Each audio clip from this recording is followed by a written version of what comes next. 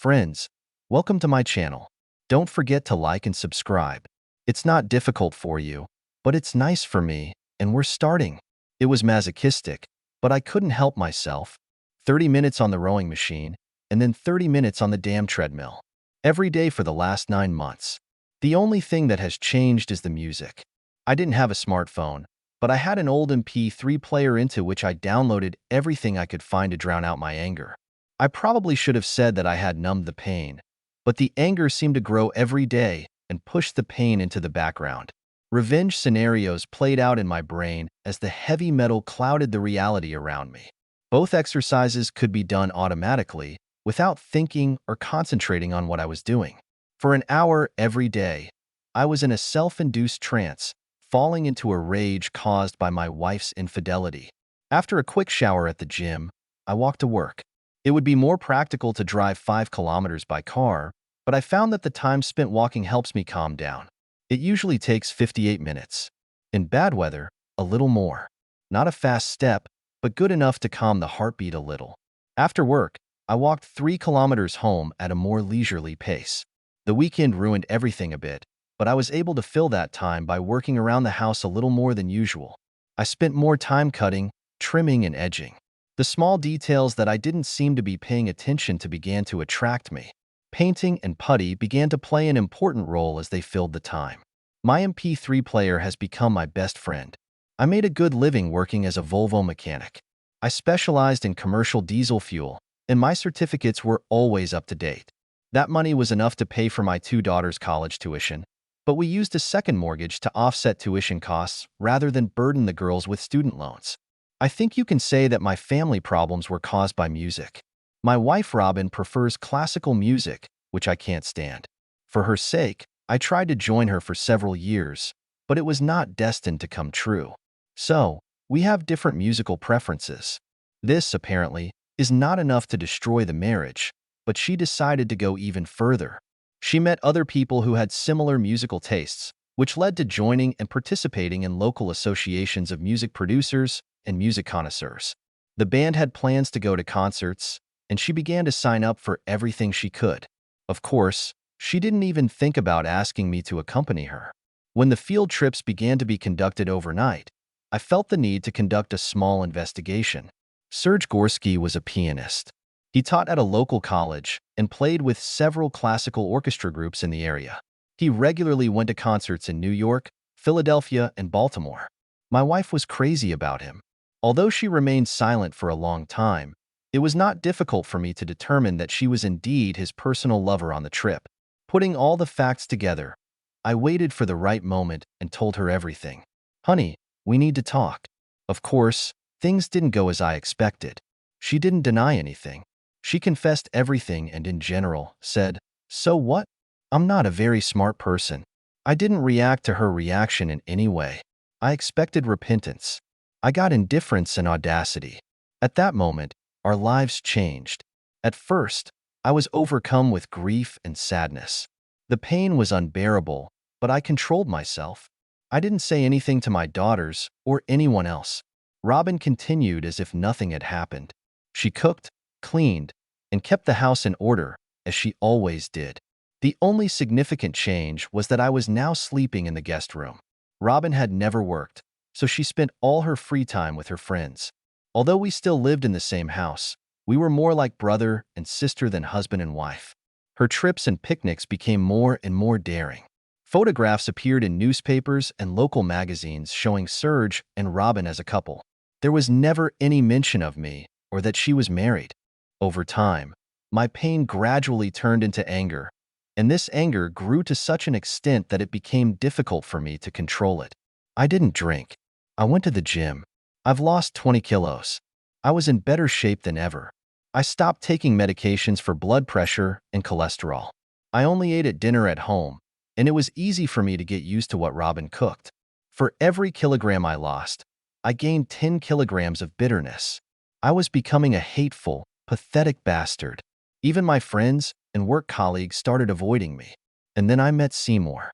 Seymour had been going to the gym regularly for about 2 months before I spoke to him. During training, I was more or less withdrawn and barely communicated. Some of us nodded casually to each other or exchanged quick handshakes from time to time. Seymour did not communicate with the public. Sometimes I caught him talking to himself. When you're wearing headphones, you don't realize that you're singing along to songs or talking out loud. One day, he noticed that I was smiling while he was thinking, and since then we have had an easy, relaxed relationship.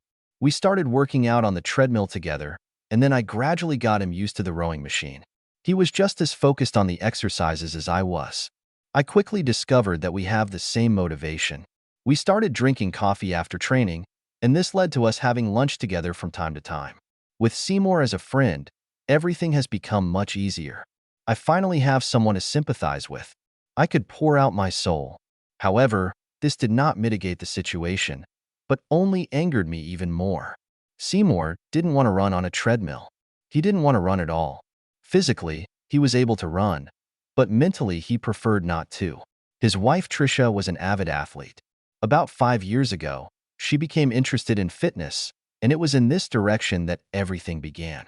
She tried to spend as much time as possible cycling, swimming, and running. The worst part was that she wasn't doing it alone. Ironman marathons and competitions were constantly held, and she participated in everything she could. Of course, no one invited Seymour. Gene Dickens was a world-class triathlete who competed for Ironman and was happy to offer Trisha his escort services. It was not difficult for Seymour to find out that they share transportation, hotel accommodation, meals, and business meetings. He quarreled with his wife. She told him to get over it. One evening, after work, when Seymour and I were eating ribs, the situation reached a climax. Robin was in Washington, D.C. with Serge, and Trisha was in Hawaii on Ironman in a horse with Gene Dickens. The ribs would have tasted better with a few mugs of cold beer, but we limited ourselves to unsweetened tea. You know, John, you and I are a pathetic pair of cuckolds. Seymour didn't laugh when he said that, but just shook his head and looked a little gloomy. Damn it, Seymour. I'm not a cuckold. Oh, really? What do you call two guys who know their wives are cheating on them and put up with it? I was silent for a moment, considering his words, and casually waved to the waitress. Please bring us a couple of bottles of beer. Seymour. I'm not a cuckold. I won't be a cuckold. Prove it. John. We're both pathetic cuckolds who hide our grief by training ourselves to exhaustion. Do your daughters know what's going on? When was the last time you talked to them? Is your wife talking to your daughters? Thank God I don't have any children to take care of. I picked up a cold rib. What do you suggest? Seymour just shrugged and took another rib. I started the weekend the way I usually do, with work in the yard. I had no idea what schedule Robin would be back on, and I didn't care. I assumed she would stay for the weekend. After a light lunch, I met Seymour at the gym. Trisha won't be back for another 5 days. She told Seymour that the triathlete athletes needed to undergo decompression or something like that before the airlines would allow them to fly. He knew it was mostly bullshit, but he wasn't going to tell her about it. We haven't finished training yet. I've had enough. Damn it, I just can't and won't do it anymore. Seymour grabbed a towel and headed for the shower. Before I finished rowing, he was already dressed and ran out the door. He was right. I knew we had to do something. I spent the whole Sunday afternoon planning. Ideas came to my mind, and I immediately found a reason to abandon them. The best idea was to just take everything and disappear, but I felt like that would leave a big void in me. I needed to get revenge somehow, but to whom? It had to be all of them. There were 4 different people to deal with. Physically, I could never hurt Robin. It was just not in my nature. I was sure Seymour felt the same way about Trisha. However, these 2 guys are a completely different story. Killing was out of the question, but how could they be hurt that would make sense? Suddenly, everything became clear. I quickly went to the garage and found what I needed. A wooden hammer. Robin returned home on Sunday evening all beaming. She unpacked, took a shower and all that, but she didn't share her impressions of her weekend with me. I didn't bring it up. After she went to bed, I stayed to watch TV. John, I'm not going to do that. You're crazy. I don't care how bad it is. I'm not going to kill anyone. No. No. Seymour, you're not listening. We're not going to kill anyone. We're just going to punish them a little bit. This is not what it looks like. I saw this movie Strangers on a Train. William Bendix and that guy turned out to be murderers. You're offering the same thing. I'm not going to do that, John. It was Farley Granger, not William Bendix, and we're not going to kill anyone. Why are we going to do this, and what will we achieve with it? Good. Seymour, why is your wife so attracted to this guy? What does he have that you don't that makes her want him? You know perfectly well what it is. He is a world-class athlete. There's no way I can compete with him. I'm just a loader driver, and I'm overweight. So he's using his status as a world-class athlete to seduce and steal your wife away. Do you think that's fair? No. Seymour, this guy thinks he's so much better than everyone else that he can take and use any woman he wants. This is an extreme degree of disrespect, and you don't want to hurt him? He drove you to exhaustion, and you're just going to let him get away with it? John, there's no way I can stand up to him. That's the point. You don't have to. I'll do it myself. And what is the compromise? Well, there is a world-renowned virtuoso pianist who may need some professional manual finger manipulation. Can you handle it? It depends on the circumstances. Do I need to use a wooden hammer? Seymour, use any damn thing you want. So, we have come to an agreement. Seymour was still a little unsure about this, so I said I would take care of Jean first, and then it would be easier for him if he looked after Serge. We spent another 2 hours eating ribs, exchanging all the personal information we had with each other. There were many gaps in our plan. The problem was that none of us had the slightest idea what we were doing or how it was done. Jean was the biggest problem because of his physique. I decided that I needed some kind of balancing factor. Now that a new special project has appeared in my life, I completely forgot about my wife and her lover. I took a 10-day vacation, which is required by law. I focused on Gene Dickens. It turned out to be much more complicated than I imagined. He worked as an insurance salesman from 9 to 5, but the rest of the time his life was much more difficult. Sometimes he rode his bike for hours when he could find time. He went for a run almost every morning and spent 3 evenings a week at the local youth club, swimming in circles until the pool closed. On rainy days, he worked out at the local gym. Of course, 2 or 3 times a week, he met with Trisha at his house. While I was busy keeping an eye on Jean, Seymour was keeping an eye on Serge. We met regularly at the gym and did sports, but we didn't discuss how things were going. We didn't even have each other's phone numbers. That was part of the plan. The only thing that connected us was that we both went to the same gym. As time went on, I needed something new. He was constantly cycling on different routes. He never jogged along the same route. The best I could think of was to catch him after his swimming practice. He parked his car at the back of the building. I spent a lot of time looking for security cameras. I found several at the front of the building and on the sides, but I didn't see any at the back. I chose a taser, but I wasn't sure if it worked or how to test it. I had to take a risk. At least it came with instructions. Feeling a little uncomfortable, I bought a $10 balaclava. We spent about 30 minutes on the treadmill chatting about nothing when I felt it was time to get serious. Seymour, I think you need to take a 10-day vacation as soon as possible. I don't want to know where you're going, but you have to tell me the dates. Wherever you go, use your credit cards more often. By the time we spent another 30 minutes on the simulator, Seymour was beaming with happiness. Now I had to decide where I was going to go. It was raining. It's small, but so much so that everything is soaked through. It was already about 10 o'clock in the evening, and Gene Dickens was due to appear from the back door of the pool any minute. Gene's Outback was the only car left in the back lot. I checked again and still couldn't find any CCTV cameras. I put on a balaclava just in case. He got angry when he saw a flat tire. The taser went off exactly as stated, and 5 minutes later I was on my way home. It wasn't in the morning papers, but there was a short story on the evening news about a local man who was attacked and injured last night behind the pool building. In order to prevent further incidents, CCTV cameras have been installed in the area. Nothing was said about the type of injuries he sustained. They had no suspects or motive. I had no idea where Seymour was or when he was going to return. A wooden hammer, a stun gun, and a balaclava were thrown into 3 different dumpsters in the city center. My boss at work was not happy when I informed him that I was going to attend Volvo Penta training courses in Orlando for 3 weeks. He could not understand what benefit a course on marine engines would bring him. I told him that I would pay for the course myself and use the days from my vacation. He was still unhappy. I left a note in Seymour's locker at the gym explaining that I would be out of town until the end of June. Robin, I have to go to Orlando for 3 weeks of training. Do you want to come with me? Or would you rather stay at home and relax? John, the summer concert season is in full swing. You know how much I love activities in the park. I'd rather stay here. You're going to be doing some kind of class most of the time anyway, aren't you? Yes. Besides, it's a little stuffy there in the summer. I understand why you don't want to go, but I felt I had to ask. Thank you, dear. I appreciate your offer, but I'll probably be more comfortable here.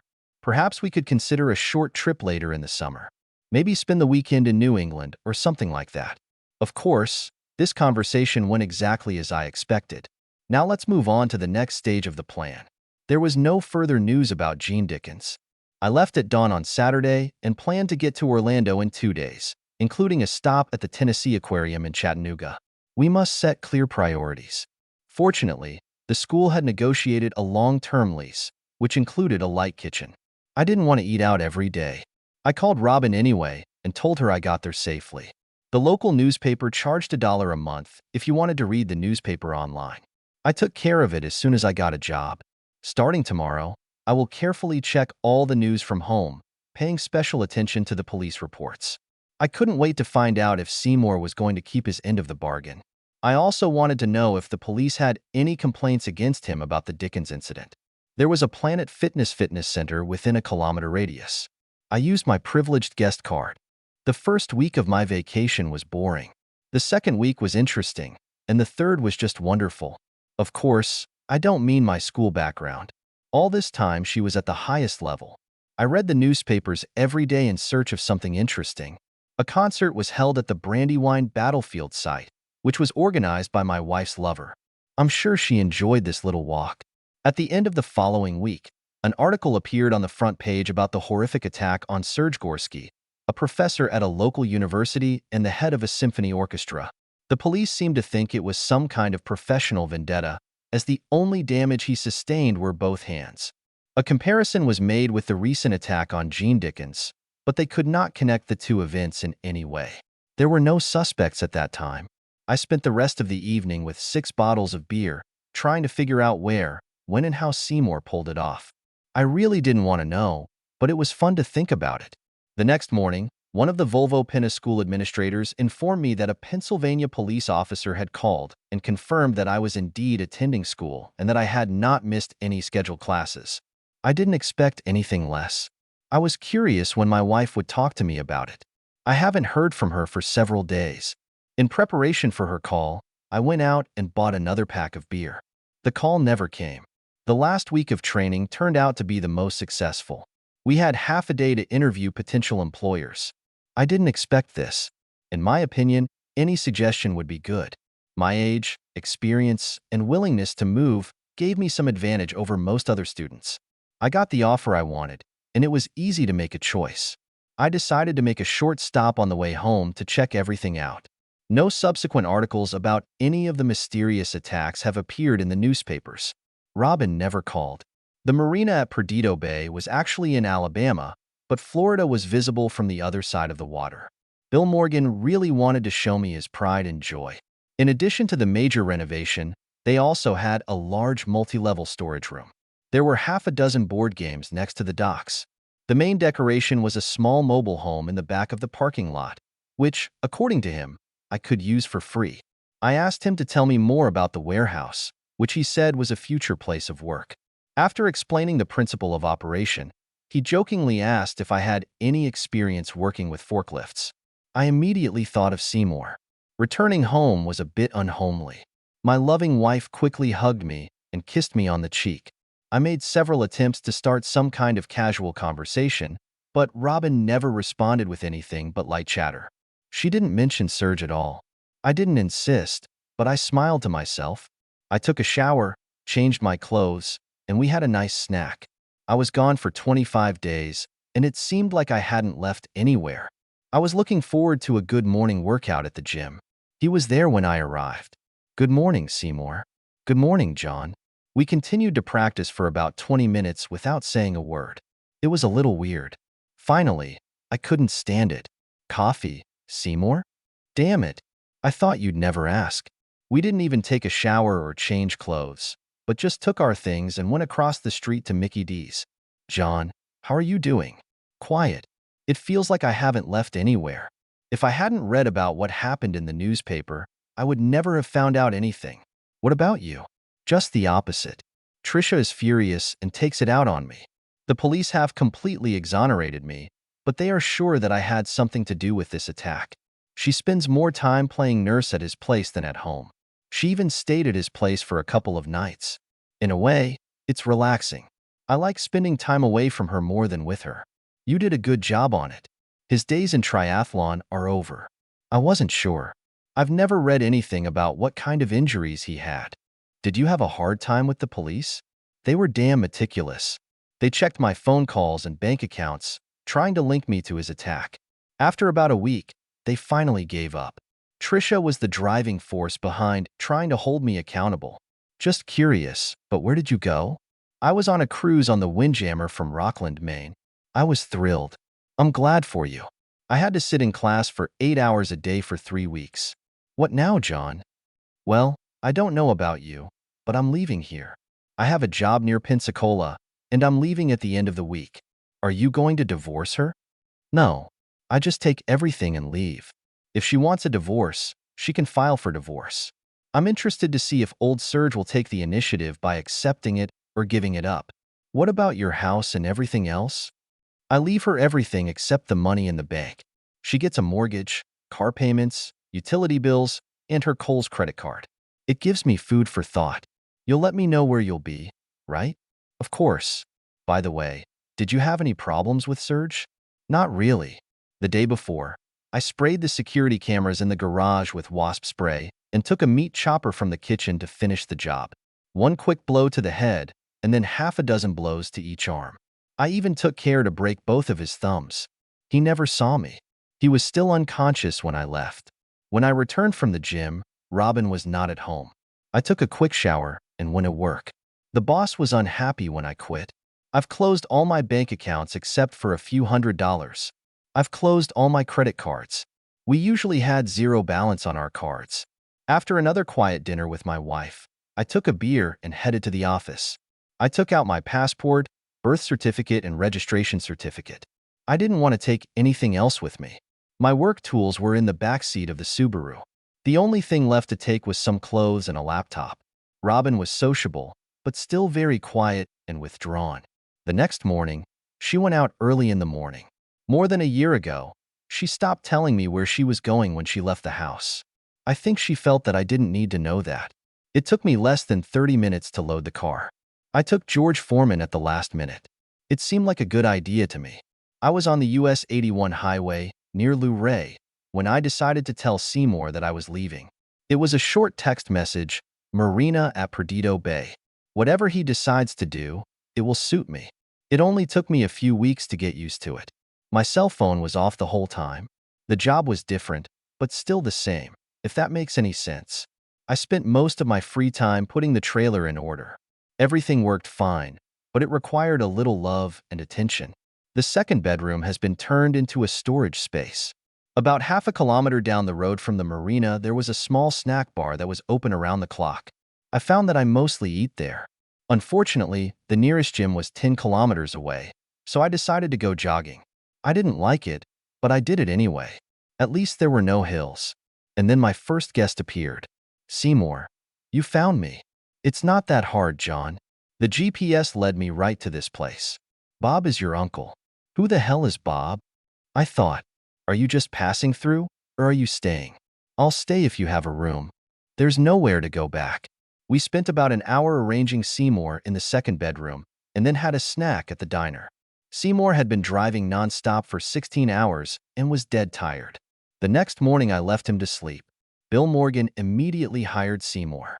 He hated working on loaders and was more than happy to change jobs. The salary was disgusting, but Seymour didn't seem to mind. He just wanted to have enough to live on. He did have a stash of cash that he had brought with him. Later, I took him to Foley to get a safety deposit box at the same bank that I used. It wasn't as secure in the trailer. Trisha continued to insist to the police that Seymour was responsible for the attack on Jean Dickens. They couldn't prove anything. His alibi in Maine was reinforced concrete, and they couldn't find any accomplices. Naturally, the relationship between them quickly deteriorated. Tricia demanded that Seymour get out of the house, to which he refused. She eventually moved in with Dickens, and 2 days later Seymour got his way. I decided it was time to contact my daughters. First, I called the eldest, Clara. As soon as I said hello, she hung up. Cora, my youngest, was more open. Before she hung up, she called me an inconsiderate bastard. I tried again and failed miserably. It's good that in the future I won't have to participate in 2 expensive weddings. I turned off my cell phone again. Seymour, and I got used to it pretty quickly. Every morning I would jog for about 10 kilometers, and then we would meet at a diner to have breakfast. They made a delicious low-carb breakfast especially for me. We had lunch when it was convenient. After a couple of weeks, everything changed. For the past 6 months, RJ Martin has been living in tow of the Nordic Tug and Slip 16. She didn't have any ground transportation, so Seymour was more than happy to give her a ride when she needed to go somewhere. I soon lost my companion at dinner, and soon after that at breakfast. It didn't take long, and the second bedroom in the trailer turned into a junk room again. Seymour was happy, and I was happy for him. Every time I tried to talk to him about her, he evaded the question. Bill Morgan wasn't much help either. He was just glad that she was paying for the dock and utilities on time. She never asked for any special treatment. Something was going on, but while Seymour was happy, I tried not to stick my nose into it. I seemed to have lost track of time. It's been almost a year since I left. I didn't communicate with my wife, my daughters, or anyone else at home. Sometimes Seymour, RJ, and I would go out for dinner, and we always had a good time. I managed to find out that RJ was originally from Ohio, that she was a military wife and had no children. She never mentioned her husband, and I wasn't going to ask. RJ always wanted to eat at Foley or Gulf Shores, but refused to go to Pensacola. It was a strange quirk, but I was able to come to terms with it. On Monday morning, everything fell into place. It had been raining all night, and it didn't seem like it was going to stop. Instead of the usual run, I put on my old army poncho and trudged to the diner. I was just finishing my second cup of coffee when I saw a familiar car pulling up to the marina. It was a green Subaru that belonged to Jean Dickens. A woman, whose name was apparently Tricia, got out of it, opened an umbrella, and rushed to the marine office. A minute later, she opened the door and waved to the driver. Jean got out of the car and limped into the office, trying unsuccessfully to dodge the raindrops. Damn it, Seymour. Pick up the phone. I finally got an answer. Seymour, you have a problem. How soon can you drop everything and get the hell out of here? What the hell are you talking about? Slow down. Your wife is here, and Jean Dickens is with her. They're in the office talking to Bill right now. It's your choice. You can talk to her or sneak out. I think the rain will be a good shelter for you. John, it's going to take me at least 15 to 20 minutes. Can you hold them back a little? I'll try. Get moving. My next call was to Bill. He chuckled slightly when he agreed to send the guests to my trailer and not to RJ's. I returned to the trailer just as they were leaving the office. Of course, I invited them in and tried my best to kill as much time as possible. I was chatting casually with a man I had attacked less than a year ago, maimed him, and I was hoping to hide behind the newly appeared facial hair. They never said why they were there or why they were looking for Seymour. I didn't ask. As we walked to the docks, the rain turned into a gray drizzle. The tugboat was barely visible at the other end of the bay because of the fog, but I was the only one looking at it. They were just looking at the empty dock. 5 minutes later, the ship completely disappeared. I never introduced myself, and I didn't tell them how I knew Seymour. They didn't ask. I apologized and went back to work. Soon after, they left. I never saw Seymour again. A few months later, Phil Martin, RJ's brother-in-law, came to visit us. He was looking for Warren, who was RJ's husband. The last time Phil talked to his brother was over a year ago. Warren and RJ were moored at the port of Blackwater Bay in Pensacola. The Escambia County Sheriff's Department received several reports of domestic disturbances concerning the couple, and then they suddenly stopped. Warren Martin was retired from the U.S. Air Force, and his retirement checks were still being cashed, even though no one had seen him or his wife for over a year. I had no idea how he tracked RJ to this place. Maybe it was just a guess. Another 6 months have passed. I missed Seymour. The work was constant, but I was getting tired of it. I spent my evenings trying to decide whether I should look for a companion or maybe look for another place. I avoided bars and never went to church. It was a little uncomfortable in the gym, and none of the waitresses at the diner were interesting enough to meet. In the end, I became so interested in this that I turned to Volvo Pinta again. They had two good jobs, one in Biloxi, the other in Galveston. I couldn't decide. At lunch, I was trying to choose between them when I was rudely interrupted. "Hi, John. You're not easy to find." Robin looked older and tired. The last 2 years have not been good for her. "I'm sorry. I wasn't hiding. Why this unexpected visit?" She slid an envelope across the table to me. "Your final divorce papers. I thought you might need them. A year later, I filed for divorce. If you knew where I was, why did you have to come here? You could have just mailed them." "I don't know. I think this is the end. You set me up badly, but I think I deserved it. This was not my intention. I just wanted to leave so you could be with Serge. I felt like I was holding you back." "Well, you didn't leave me much. Without money and with a mortgaged house, which the bank eventually took away. What really pissed me off was that you took George Foreman away. I thought your lover might take over for me. By the way, where is he?" After Serge's accident, everything went wrong. About 6 months ago, he returned to Estonia. "You didn't go with him?" "I wasn't invited." "I have not commented." Serge was a little annoyed. He sensed that you had something to do with his attack. After that, the relationship between us seemed to cool down. And now what? Clara got married last June, and they moved to Ocala. I'm going to move in with them and be a grandmother. I decided to take a short detour along the way to deliver your documents. Stupid me. I sat like a fool, waiting for at least some kind of apology, but it did not come. After all, it was like she was still poking it in my face that time. There was no remorse or regret on her part. "Well, Robin, I'm glad you stopped by. I'm sorry I missed Clara's wedding, but it looks like she didn't want me there anyway. I'm also sorry that you and Serge didn't work out. I know how important it was to you. Is there anything else before you leave?" "Yes. I want George Foreman." I chose Biloxi. It was only 2 hours away. Casinos seemed to be interesting. I gave her that damn George Foreman. End.